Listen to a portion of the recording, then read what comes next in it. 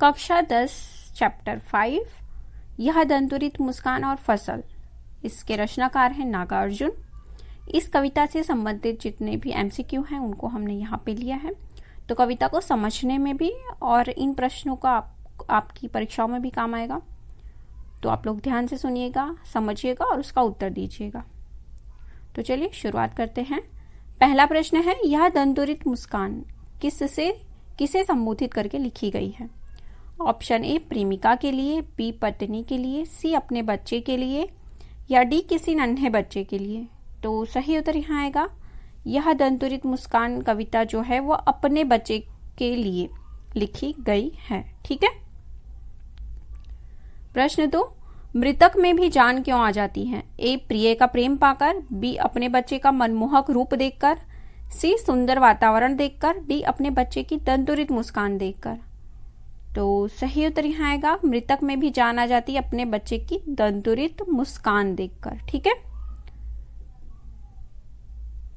प्रश्न 3, अनिमेष का क्या अर्थ है? आंखें फाड़कर, टकटकी लगाकर, पलक खोलकर, आंखें मूंद कर। तो अनिमेष अर्थात क्या होता है? बिना पलक झपकाए किसी को देखना, अर्थात टकटकी लगाकर देखना, एक टक देखना। ठीक है, उसे बोलते हैं अनिमेष। प्रश्न 4, कवि अपने बच्चे से दूर क्यों रहा? ए कवि होने के कारण, बी झगड़ा होने के कारण, सी प्रवासी होने के कारण, डी रूठा होने के कारण। तो सही उत्तर यहाँ आएगा, कवि अपने बच्चे से दूर इसलिए रहा क्योंकि वो प्रवासी है, प्रवासी होने के कारण। ठीक है।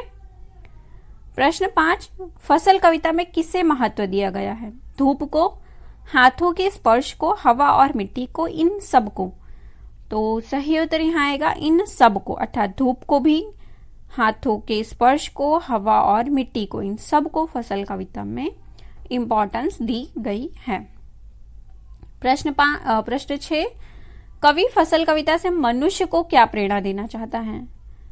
ए परिश्रम की, बी खेती की, सी फसल उगने की या फिर प्रकृति की पूजा करने की।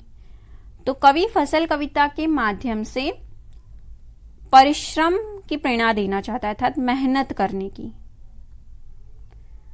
प्रश्न 7, यह दंतुरित मुस्कान कविता किस रस से संबंधित है? श्रृंगार, भक्ति, वात्सल्य, शांत। तो यह दंतुरित मुस्कान जो कविता है ये एक बच्चे पर है। ठीक है, उसकी मुस्कान पर है, तो ये वात्सल्य रस से संबंधित है। ठीक है, वात्सल्य।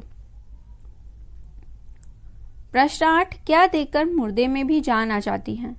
तालाब में कमल खिलते देखकर, शैफालिका के फूल झरते देखकर, पाषाण के नीचे झांकते जल को देखकर या डी दांत निकलते बच्चे की मुस्कान देखकर। तो देखिए यहाँ पे कवि कह रहा है मुर्दे में भी जाना जाना, अर्थात आप कितने भी दुखी हैं, निराश हैं, तो जब आप छोटे से बच्चे जो होते हैं उनकी मुस्कान देखते हैं तो आप में एक उत्साह और एक आपका मन थोड़ा सा प्रसन्न हो जाता है, वो कहना चाहता है। ठीक है, तो यहाँ ऑप्शन डी आएगा, दांत निकलते बच्चे की मुस्कान देखकर। प्रश्न 9, निम्नलिखित पंक्तियों में कौन सा अलंकार है? परस पाकर तुम्हारा ही प्राण, पिघल कर जल बन गया होगा कठिन पाषाण। उपमा, उत्प्रेक्षा, मानवीकरण या रूपक। तो सही उत्तर यहाँ आएगा उत्प्रेक्षा अलंकार है यहाँ पे।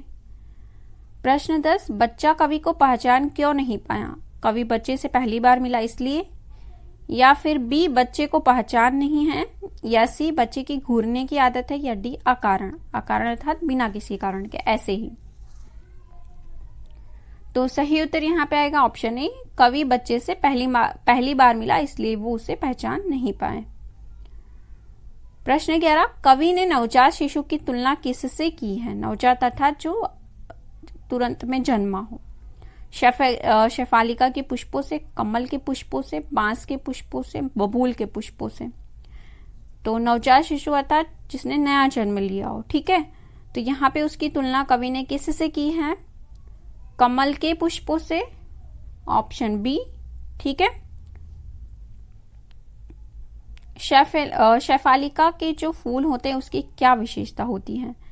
ए बच्चे उनके प्रति आकर्षित रहते हैं, बी मजबूती से डालियों से लगे रहते हैं, या सी उनको कोई भी तोड़ नहीं पाता, या डी हल्की हवा से भी ये झरने लगते हैं।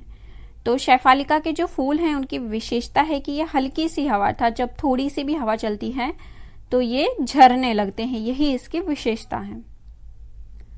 प्रश्न 13, कवि धन्य तुम किसे कह रहा है और क्यों? ए, पुत्र को वात्सल्य के कारण, बी, किसी बच्चे को उसके सौंदर्य के कारण, सी, पत्नी को प्रेम के कारण, या डी, पाठक को स्नेह के कारण।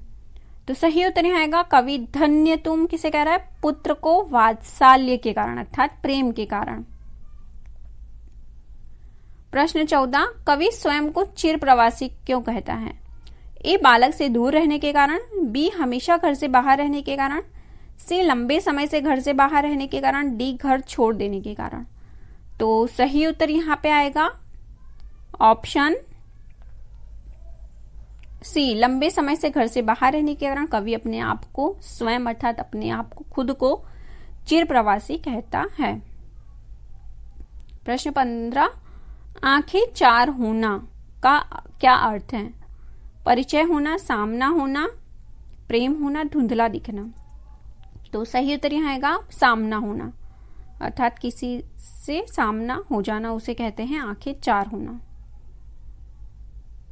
प्रश्न 16, फसल कविता किस शिल्प की है?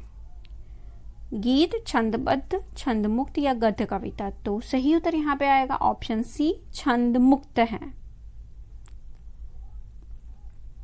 प्रश्न 17, पानी का जादू का क्या तात्पर्य है? पानी का प्रभाव, बी, पानी का रहस्य, सी, पानी का महत्व, या डी, पानी का होना। तो सही उत्तर यहाँ आएगा पानी का प्रभाव। फसल में किसका महत्व है? पानी, परिश्रम, मिट्टी, डी, इन सब का। तो सही उत्तर आएगा डी, इन सब का। प्रश्न 19, फसल उगाने में कितने लोगों ने योगदान दिया? किसानों ने, ग्रामीणों ने, लाखों करोड़ों किसानों ने, लाखों लोगों ने। तो सही उत्तर यहाँ आएगा ऑप्शन सी, लाखों करोड़ों किसानों ने। प्रश्न 20, रूपांतर है सूरज की किरणों का क्या भाव है?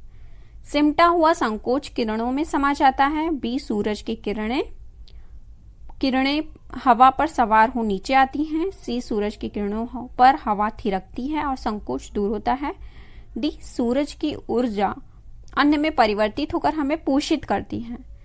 तो सही उत्तर यहाँ आएगा डी, सूरज की ऊर्जा अन्न में परिवर्तित होकर हमें पोषित करती है। आज का प्रश्न आप लोगों के लिए, इसका उत्तर आप लोग कमेंट करके बताइएगा। कवि फसल कविता से मनुष्य को क्या प्रेरणा देना चाहता है? परिश्रम की, खेती की, फसल उगने की, प्रकृति की पूजा करने की। वीडियो देखने के लिए धन्यवाद। मिलते हैं अगली क्लास में।